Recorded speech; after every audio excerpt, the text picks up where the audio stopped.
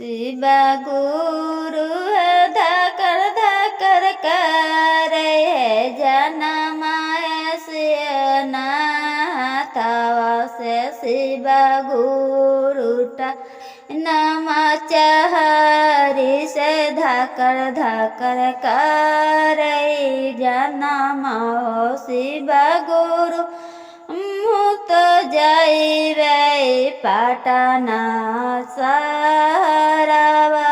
शिव गुरु से चरचन जाइबे शिव गुरु के मनने जाइबे जरूर शिव गुरु धाकर धाकर जन्म से करते चलू सकियात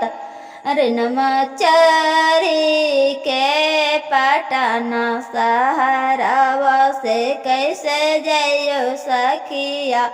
अरे नमा छूटी जाए तो शिव गुरु एतना से धानी बानन शिव गुरु अरे नामा पकड़ा ही दलन धाकू धूकू माता करिया शिव गुरु तोहरे धिया नामा लगैबो शिव गुरु तोहरे चर्चावन जयबो शिव गुरु।